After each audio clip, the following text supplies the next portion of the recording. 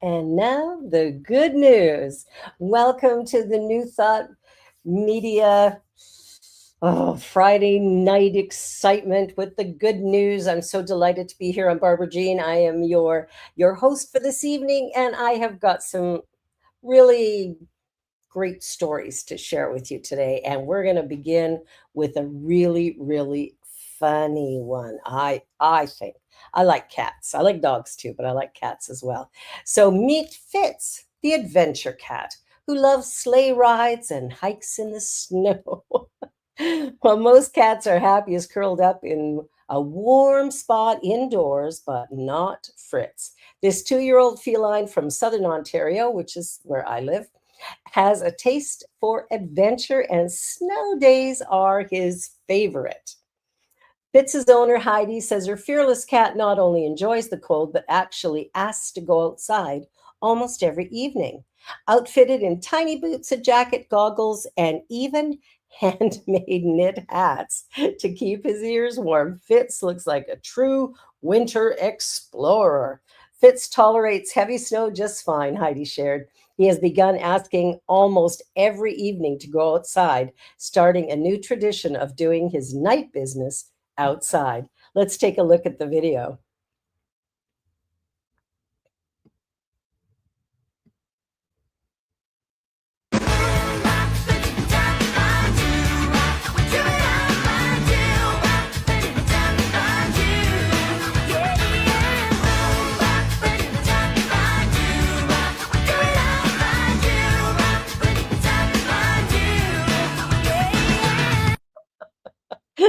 Pulled by the dog. That's hilarious.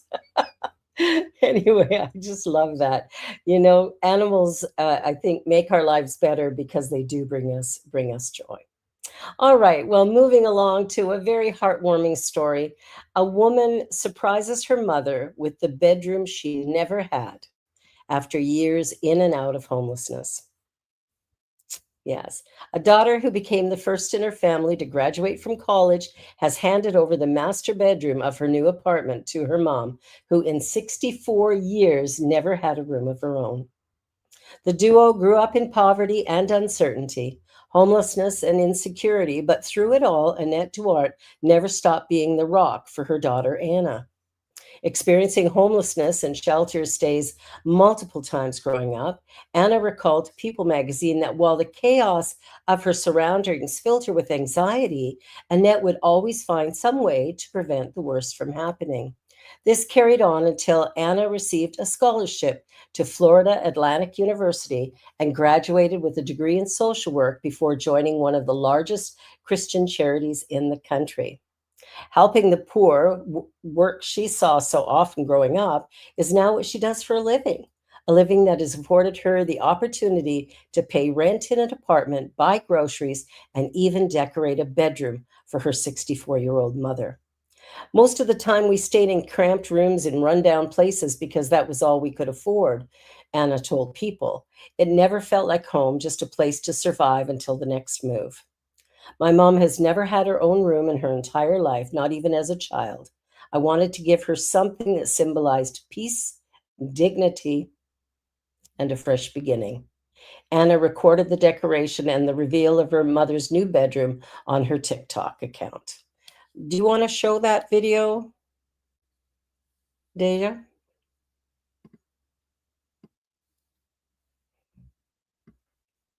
She may not have it handy, so that's okay.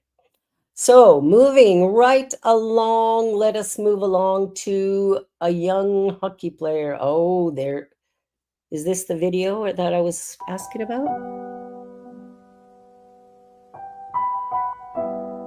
Ah, it is. Yes. Enjoy.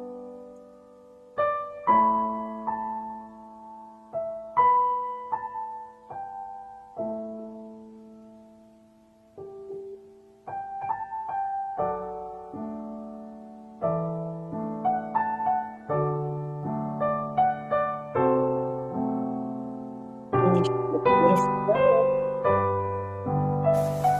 Wow. Pick this picture. This comforter's nice. Mm-hmm. Wow.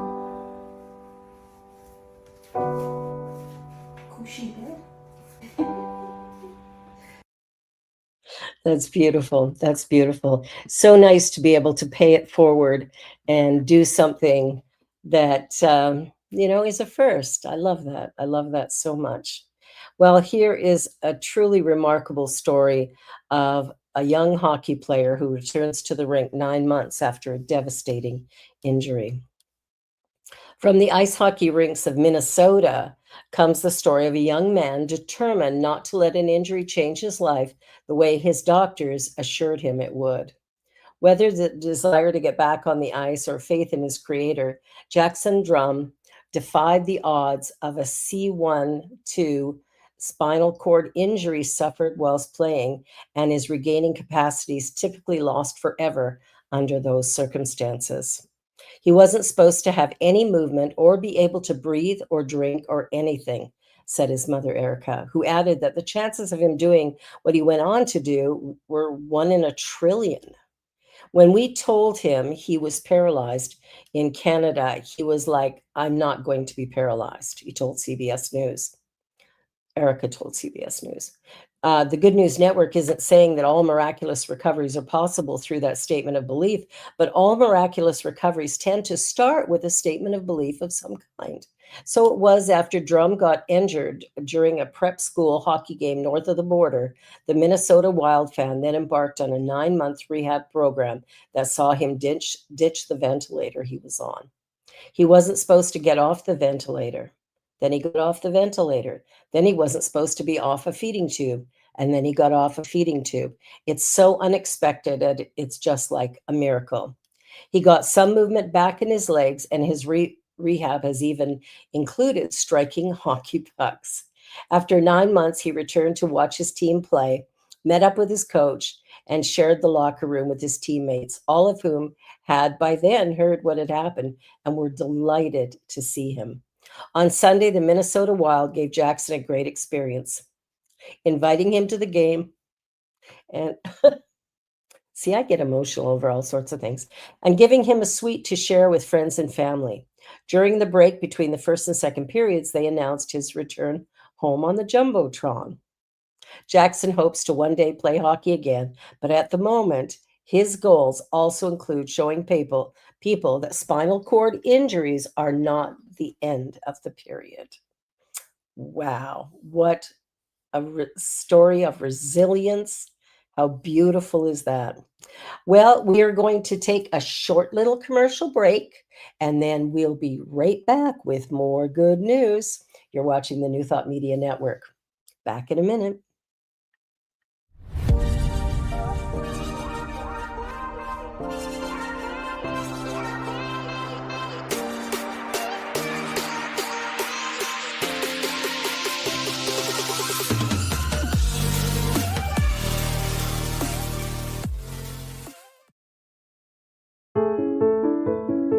New Thought Media Network.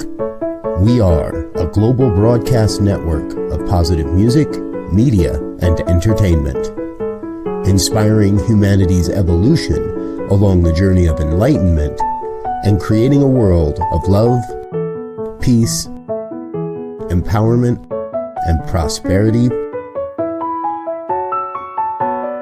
for all. New Thought Media Network. Positively inspiring.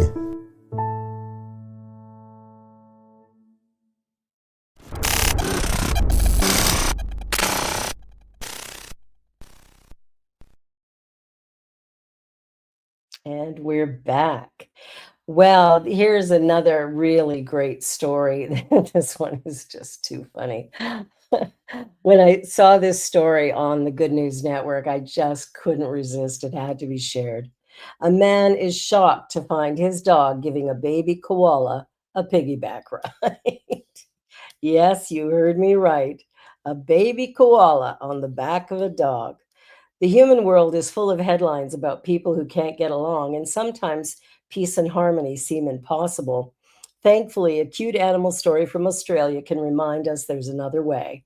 A few weeks ago, Steve Lamplow found two creatures from opposite corners of the animal kingdom bonding in his backyard.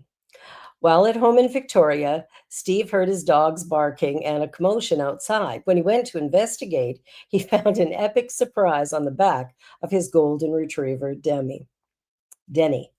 A baby koala was hanging on for a cross creature piggyback. It was quite amazing to see, he said in a story by People, especially when Denny was running and the baby koala was bobbing up and down like a jockey. Steve also posted pictures on Facebook where commenters speculated that the baby koala likely fell from a tree and Denny simply tapped into her maternal instincts to help the Joey through the ordeal. He posted 3 pictures of the unexpected animal encounter. In one of them, Denny, the retriever, seems to be smiling fully, perhaps even proud as the little koala hangs on his paw like someone might cling to the back of a motorcycle driver. Unfortunately, the animal adventure couldn't last forever. The little koala needed to be returned to its mother, so he carefully removed it from his dog and placed it in a nearby tree where its mom could find it later. The plan worked perfectly. The koala mama eventually returned for her offspring without any issues.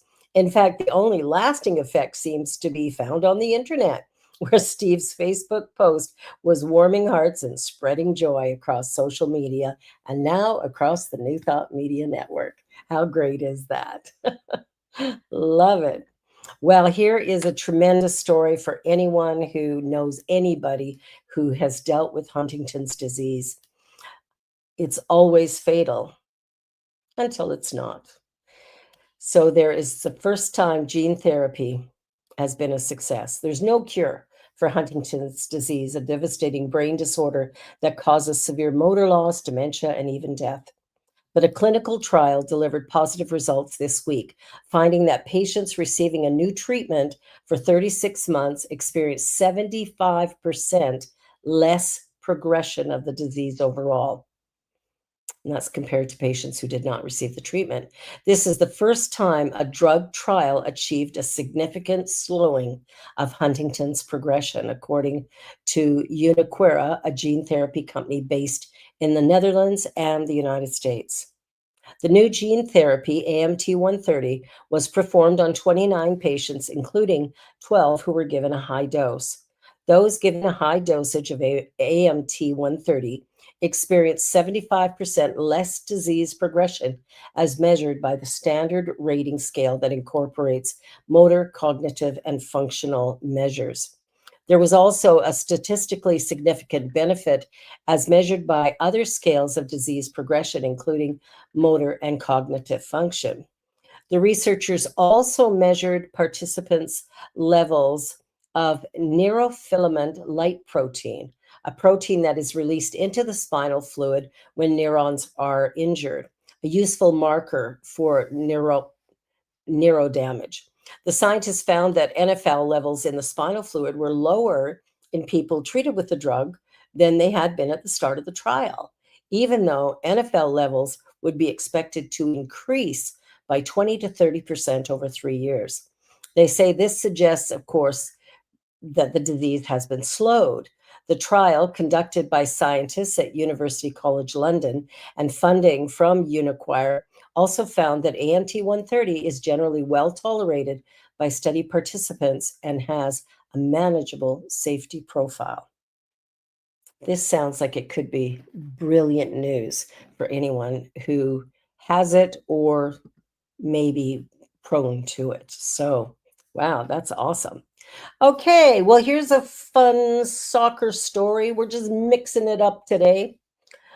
And most of these stories are coming from the Good News Network today, and a couple of them from Sunny Skies. If you want to go someplace and find good news, if you're not finding it here, you'll always find it here. Let's put it that way. All righty. So, pub owner Justine Loriman loves soccer and has spent the last year transforming the garden area of her establishment into a mini stadium with its very own terraced seating, mini football pitch, and outside bar area with seats given to her by the local team. Her pub is called the Royal, I'm not sure how to pronounce that, the Royal Dyke. after the most successful manager of Burnley FC in recent times. Burnley are at the center of the community.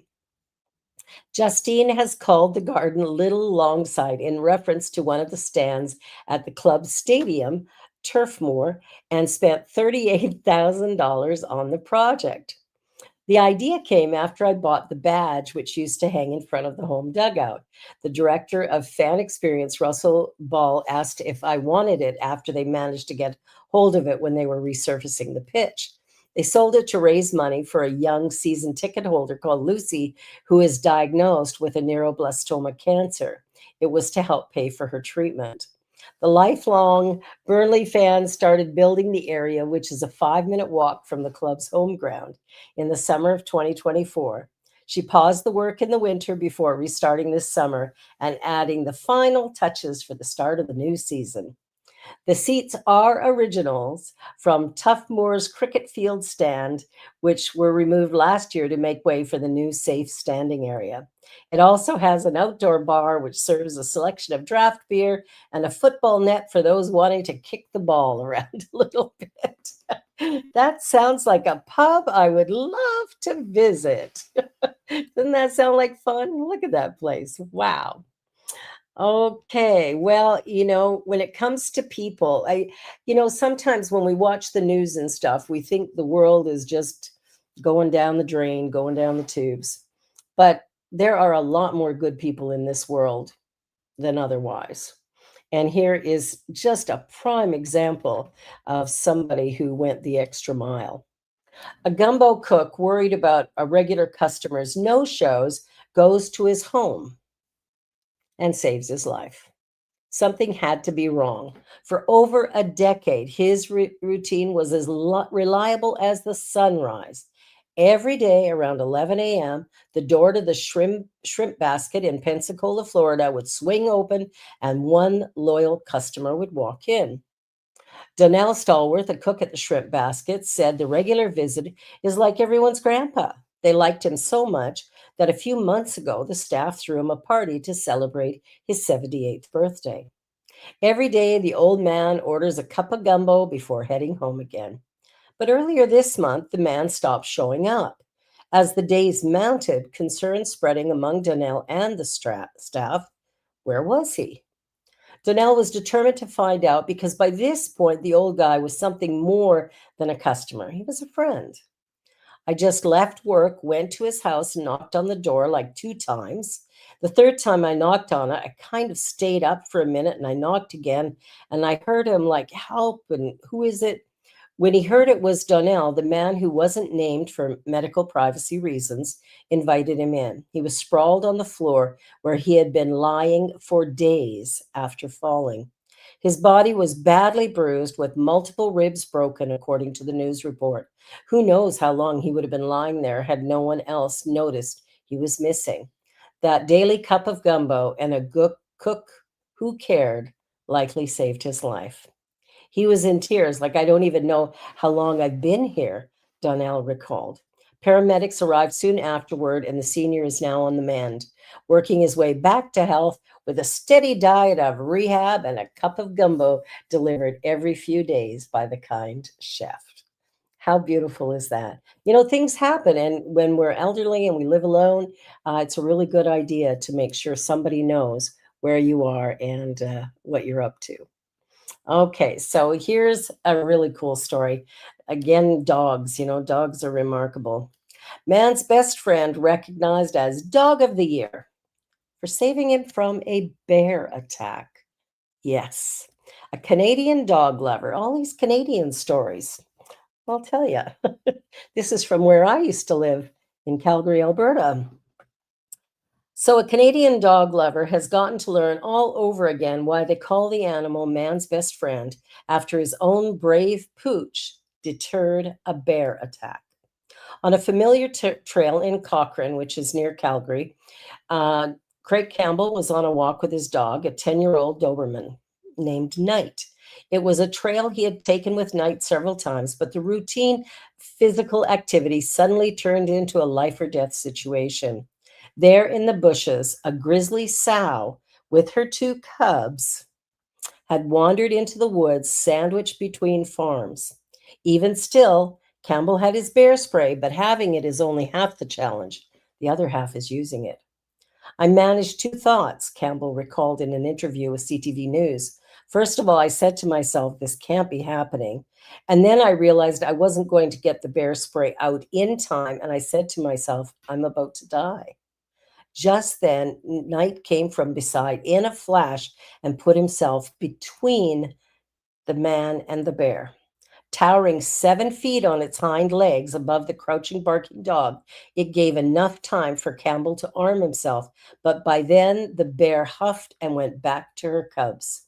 An avid trainer, Campbell has for years been training Knight in the German sport of Schutzhund, often used to train the breed, and others like it as police dogs. He believes this is why Knight ran at the bear when others might have run away, tail between their legs, as it were.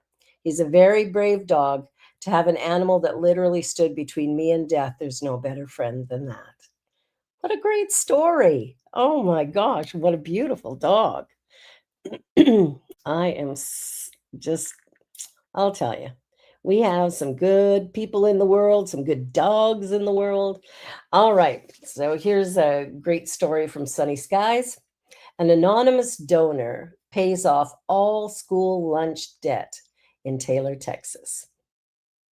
Yes, families in Taylor, Texas just got a wonderful surprise. An anonymous donor has paid off all outstanding school lunch debt for students in the Taylor Independent School District. The district shared the heartwarming news on a post on social media, writing, a generous Taylor resident has paid off all current negative lunch balances across the TISD. We're so grateful for this amazing act of kindness. District officials said they won't be revealing how much debt was cleared or how many students were affected, but the donor asked to remain anonymous. TISD also took the opportunity to remind families that every child is served a meal, no matter their balance or meal status. Every child is served regardless. I love that. Hundreds of community members flooded the district's post with messages of gratitude for the anonymous donor's generosity. Thank you, whoever you are. May blessings come your way. Another added, kindness is contagious. Let's spread it every day like this wonderful person did. So as you're going out in the world, spread some kindness. Spread some kindness. I think that's the order of the day. Oh, here's a story. Wow. When Jennifer McLaughlin was just 9 years old, the world changed forever on a rainy night in Fullerton, California. A devastating car crash took her sister's life, but amid the chaos and heartbreak, one stranger's kindness became a light she would remember for the next 35 years. Jennifer doesn't remember much about that night in 1990, but not the crash itself, not the ambulance nights, not even the cars on the road, but she remembers her. The woman was Rhonda Ray, a young mother who happened to drive by the accident scene. When she saw the wreck, she didn't keep driving. She pulled over. I looked all over and she was standing alone. She was wet, she was in shock, and she was shaking. Rhonda stayed with Jennifer in the rain that night, followed her to the hospital, and refused to leave until her parents arrived. Though they never saw each other again, Jennifer never forgot. I thought about Rhonda throughout my whole life, Jennifer said. Every time I told people my story, Rhonda was always a part of it. For decades, Jennifer carried the memory with her through her time in the military, through moves away from California, and through countless drives past the spot on Harbor Boulevard where the crash happened. Finally, after 35 years, she decided it was time to try and find the woman who showed her such compassion. She turned to social media, posting in the Fullerton Buzz Facebook group. Hi, Fullerton. This is a very long shot. February 17th, 1990, 35 years ago, I was in a car accident. I don't remember much from that day, but I do remember how nice this lady was to me. The community rallied to help, and within days, Rhonda's daughter saw the post. Hi there, I believe you are talking about my mom, she commented. And soon after, Jennifer and Rhonda were on the phone. both in tears. I'm going to join them. Jennifer called me, and as soon as I heard her voice, we were both crying. I was so happy she's okay and is such an amazing human being. Me and my tears. Don't you just love it? All righty. Well, I'll tell you, that was a moment. That was a beautiful moment. All right. So one more story. A hero beachgoer dives into rip current to save a young woman at the Jersey Shore. Yeah, Ocean City, New Jersey. A beachgoer is being praised for his bravery after rescuing a young woman caught in a dangerous rip current off the Jersey Shore. Frank LaFera was enjoying a quiet afternoon when he heard someone yelling for help. A gentleman down by the water line here. He starts screaming for help, and I said, okay, gotta go. Without a second thought, Frank dove into the rough surf and swam hundreds of feet to reach the woman, who appeared to be in her late teens or early 20s. But once he got to her, things got even more dangerous. She got over to me and she jumped on my shoulders with her arms and started pushing me under. So I had to push her back and say, calm down, relax, I'm here to help. As he guided her back towards shore, another beachgoer, Johnny Serta of Ventnor, swam out with a flotation device to help bring her in. By the time emergency crews arrived, the young woman was safely back on land thanks to the quick action of two strangers. Witness Dominic Doherty said what the man did was truly selfless, adding, they put themselves in danger to save that little girl. After it was all over, the young woman gave Frank a hug and thanked him. That was my reward right there, he said with a smile. Well, everybody, here in Canada, it's Thanksgiving weekend. Yes, we have a long weekend. Thanksgiving is this coming Monday here in Canada, and we'll all be eating our, turkey or ham and, enjoying time with family and friends. And it's a time to say all that we're grateful for. And I want to just say how grateful I am for the good news, how grateful I am for the New Thought Media Network, and all the good work that goes on here. The Reverend Dr. Robert Brzezinski, who founded this station, is really going the extra mile for all of us so that we could have good news, uplifting stories to share, uplifting shows to watch, and something positive, productive, and beautiful in our lives. So, to Dr. Robert Brzezinski, his lovely wife Laura, to their beautiful children, what I want to say is thank you. I am truly grateful to you, to your family, for all that you do and all that you will do moving forward. And I'm just so thankful you started this network. It's given me a place to have a voice and so many others. So thank you. God bless you and have a wonderful weekend. And when November rolls around, we'll send more gratitude. Have a great weekend, everyone. Know that you are loved and appreciated. Bye for now. I'm Barbara Jean. I'll see you again next week. On behalf of everyone at New Thought Media Network, thank you for being a member of our virtual family. Your financial contributions help share the New Thought message with people from around the world.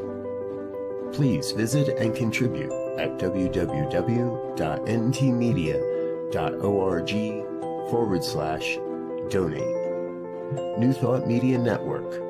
Come be you. And please like, share, and subscribe. Until next time, peace and blessings.